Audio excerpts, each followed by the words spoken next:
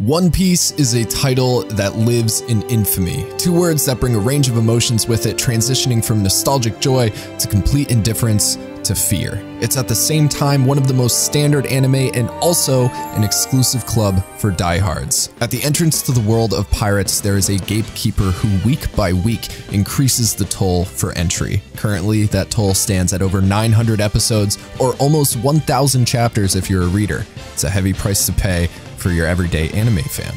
Yeah, man, I don't know if I've got time for 900 episodes. Read the manga, dude. It's faster.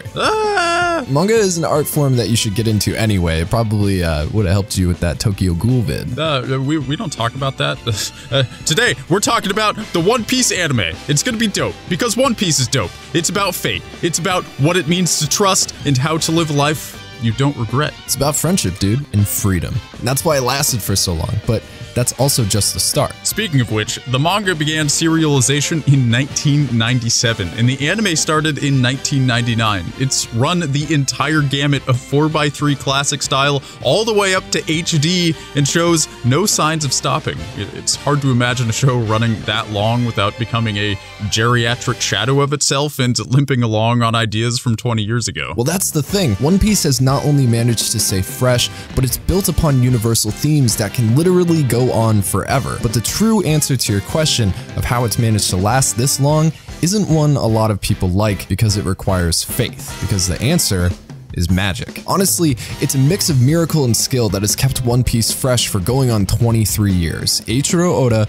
is a magician.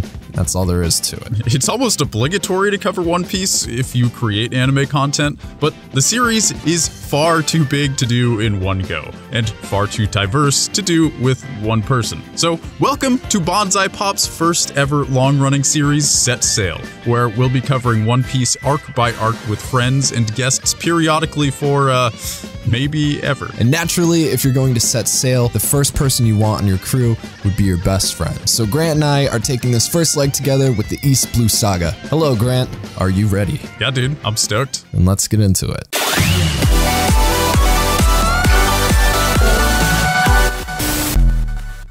This isn't just gonna be a video where we suck One Piece's big piece, right? What makes it so special? Nah, we're gonna do what it is that we do here on Bonsai Pop, which is break anime down to its core components and build it back up inside out. And for the skeptics out there, I just want to let you know that it is important to note that it's never too late to get into One Piece. I didn't start the journey until I was 24. I fell off around Fishman Island and didn't catch up until I read the entire manga in the early summer of 2019. I lost my One Piece chastity at the age of 27, and I gotta say, it didn't hurt like people said it would. I'm digging the wacky world where power is power, but it's also a joke. Luffy is a hero, but his powers give him body humor Jim Carrey can't compete with. Then there's Buggy and his stupid body, and Smoker and his, clouds. They're all deadly, all pirates, all stupid looking in their own way. Speaking of stupid, Mike, I know you got a thing against pirates since Johnny Depp made you feel things all those years ago. Yeah, man, all the chicks in my middle school wanted to bang Jack Sparrow, and I was very insulted by that. The enormous Hot Topic cringe fad of Pirates of the Caribbean in the mid-2000s definitely soured my taste for the whole pirate genre, but honestly, none of that really matters, because One Piece is entirely an entity of its own and is primarily a story about characters and world building rather than a simple swashbuckling adventure. Of course, every epic has humble beginnings, and the East Blue Saga is all about that. It's the first leg of a voyage and our introduction to the core crew of Captain Monkey D. Luffy, a rubber boy who can't swim and leaves his home alone in a dinghy. Let's talk about that for a second. Not the dinghy, but the fruit. Obviously, Luffy can't swim because he ate a devil fruit, which the sea despises him for, hence why it tries to swallow him whenever he plunges into it. But dude has the power of the Gum Gum fruit now. Totally worth it, but it's weird symbolism considering he'll be spending most of his life sailing the ocean. It's like the universe already hates him before he even begins. Well, the ocean definitely hates him. I don't know about the whole universe, but it is a weird power to have, just, you know, being elastic. I can't imagine Mr. Fantastic being the #1 hero of the Marvel universe. In fact, for me, he's probably on the bottom of my favorite characters list. But the Ocean Man. According to legend, the devil fruit were said to be created by the Sea Devil himself, so you might say pure-hearted Luffy absorbed a power that evil created. What a guy. Though, in reality, Oda-san just wanted Luffy's power to be funny, so he turned him into a gummy kid. not a rubber kid. There's a rubber fruit.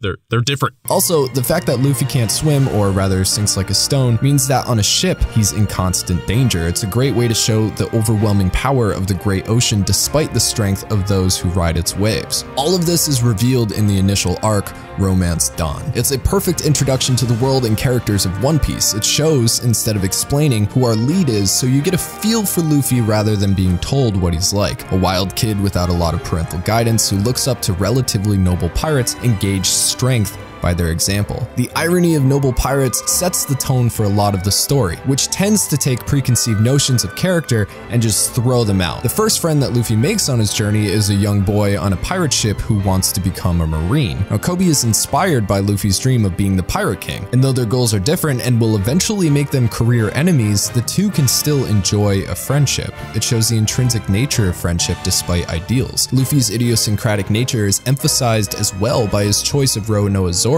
the pirate hunter, as his literal first mate. It's clear that only someone as genuinely innocuous yet relentlessly stubborn like Luffy could recruit someone as equally pig-headed and contrary as Zoro. Despite their differences, the older and more experienced of the pair deeply respects Luffy's ironclad will and lackadaisical air. There's a lot of dichotomy here. Experienced and inexperienced. A desire to be noble versus a desire to be king of the pirates. But early on, we see not everything is as it appears. The captain of the Navy who imprisoned Zoro in the first place is a bad dude. When Luffy and Zoro take him out, the Marines cheer.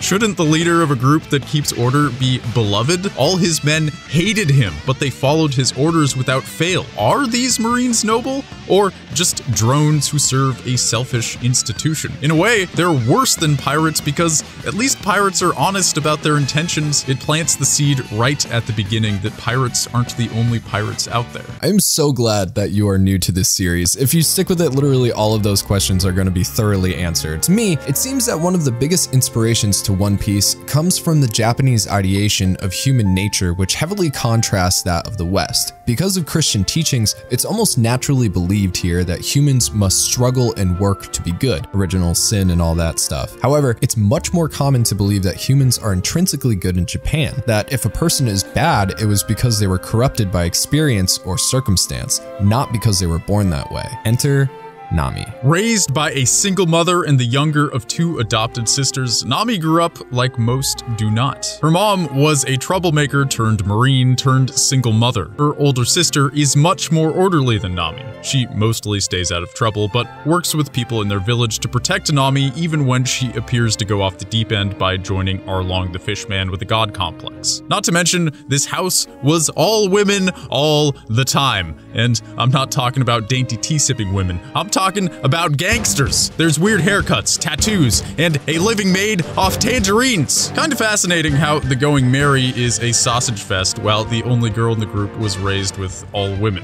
Despite all that, Nami isn't a girly girl at all. She's a straight up gangster, all about those dollar bills. But she's got your back if you're on her side, except when she doesn't. Speaking of the Going Merry, the ship itself is almost a person in its own right, and a major upgrade from the dinghy. The Going Merry is even more of a character than you might think, but along with the ship comes the crew's sniper Usopp, yet another character with a dualistic personality. Now, I don't know if you've ever known a compulsive liar, but they are the absolute worst. Usopp is no exception. But he also has a heart of gold and cares deeply for his friends in Syrup Village and eventually his shipmates. His lying is clearly a cover-up for his self-esteem issues, and I mean, with a nose like that, it's hard to blame him. In a classic Boy Who Cried Wolf story, Usopp finds out that pirates are going to attack Syrup Village, and he's completely ostracized for lying again, even though he actually wasn't this time. However, he ends up saving his town from said evil pirates at the cost of his face, and the Straw Hats are awarded a ship. The one who becomes their beloved Going Merry. Whether on purpose or not, one of the best aspects of One Piece is its ability to foreshadow the future and subtly introduce characters that will maintain their relevance throughout the series, like Buggy and Shanks, for example. One of the best instances of this in the East Blue Saga is during the Baratie arc when we first meet Sanji.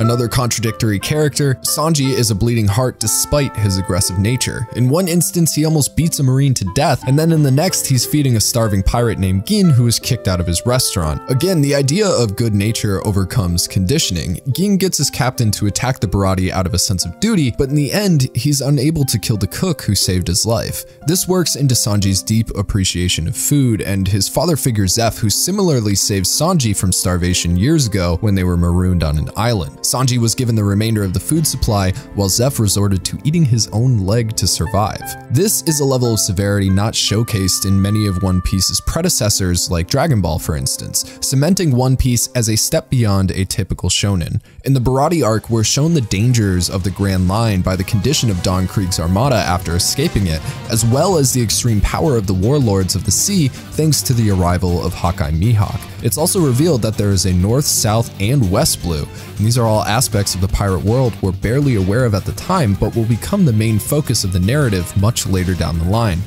Pun intended. Yeah, One Piece goes deep into its world early on. Once again, it's my first time watching it, and I was definitely impressed how hard it hit each character individually. Through flashbacks and stories told, it becomes clear there are no NPCs in this show. This has got to be the reason One Piece has lasted so long. Each character is like a building block that forms a piece of the foundation before the first saga is even over. Pirates are supposed to be swashbuckling airheads who think with their peepees, not fleshed out individuals who sail for complex reasons that are deeply ingrained. It's original. Even with leg eating and such, One Piece isn't just an easygoing joyride once characters meet up with Luffy. Every character has a tragic reason for being a part of the crew. Honestly, you don't just sail into the sunset if you're an average Joe with a 9-to-5 and a solid pension. The East Blue Saga hits its crescendo with the Arlong Park arc. Nami, whose loyalties were definitely still up for debate at the time, once again betrays Luffy and the Straw Hats, leaving the audience in greater doubt of her nature. Yep,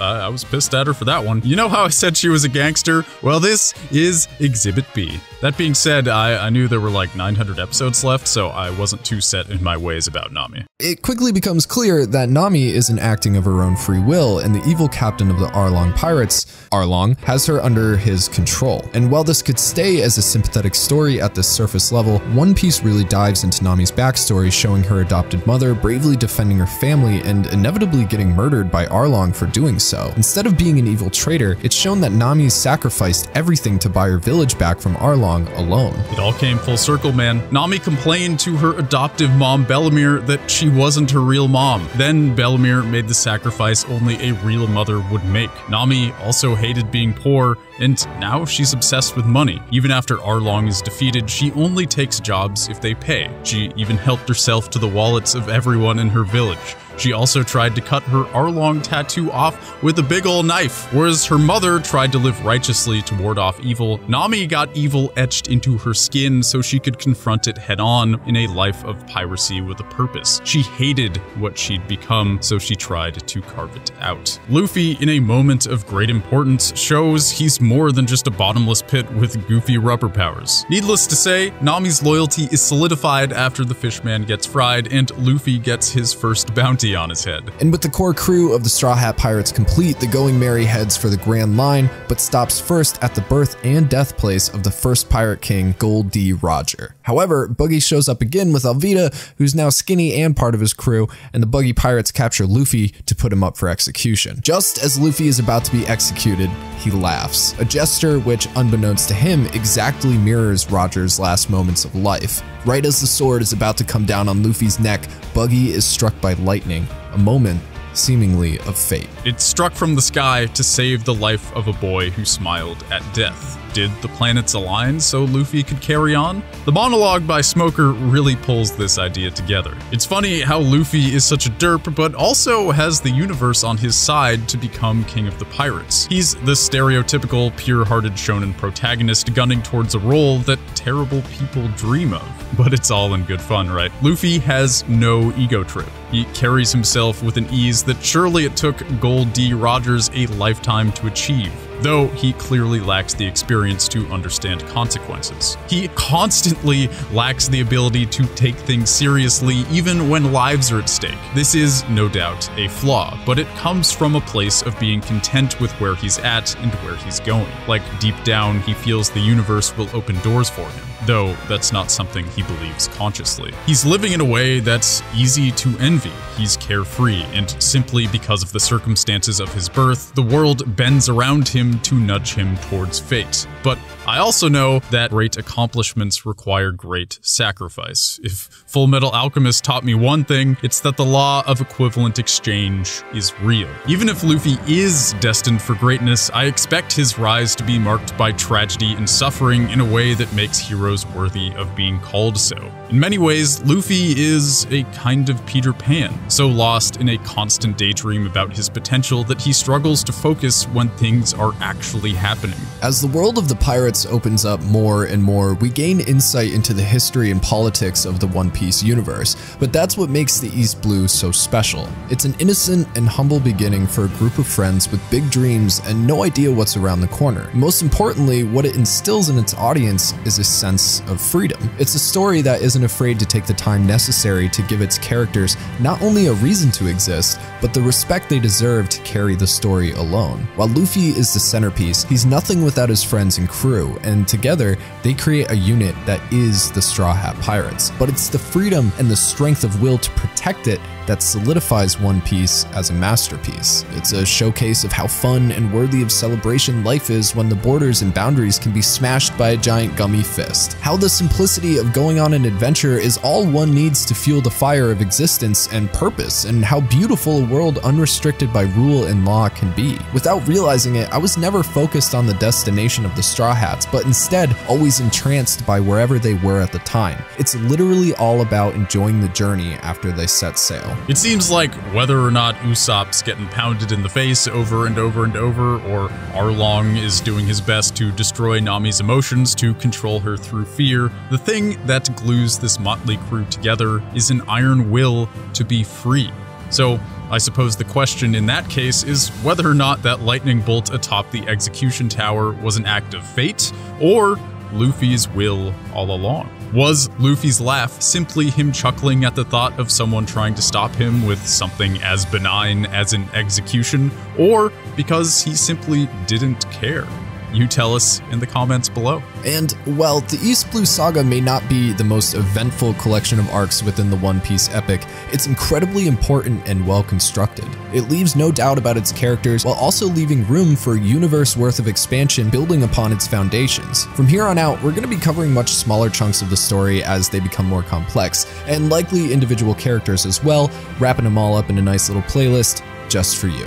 And while you're answering Grant's questions, let us know who you would like to see cover One Piece with us. We already have some awesome guests lined up, but we love hearing what you like. And stick around, because before we go, I want Grant to tell me about his favorite part of the East Blue Saga. We know collabs like this are generally a joke at this point, but guess what? We are actually on the phone for real, and we're gonna keep doing videos like this. Two people on the line doing the voiceover together. But Grant, without further ado, let me know what really stuck with you from the East Blue. Like, what was your favorite part? Oh, it was definitely when Luffy smiled to death, man.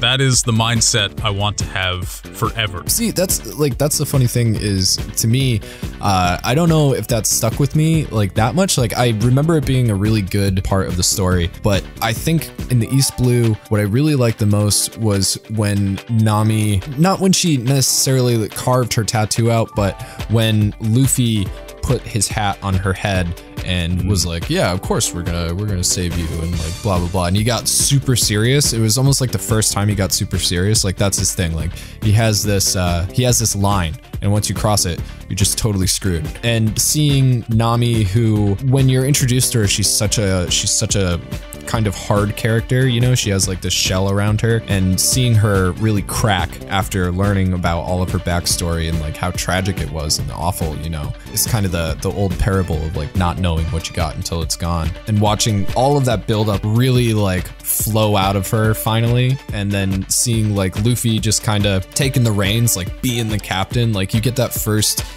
inkling of what he's gonna be like in the future, you know. It was just like, it was super powerful for me. Yeah, I totally get that. I mean, when Nami was carving that tattoo out of her arm, I was like, oh my god. And I gotta say, I was not expecting Luffy to just suddenly have a real genuine moment. Like, that was really his first one. Yeah, he definitely, like I said, he has this snapping point where like it's no longer fun and games, and he's gonna kick some butt. Like, hell yeah, dude. It's great. But with that being said, Grant, we have a couple of things that we got to do before we get out of here, and one of those is to thank our super special, awesome, lucky patron of the week. It's AJ. What's up, AJ? Welcome to being the ultimate lucky patron of the week. AJ, you're the best. Thank you so much for your help. Yeah, thanks for helping us out, dude. You're making this possible. Mike and I just sitting behind microphones talking to each other.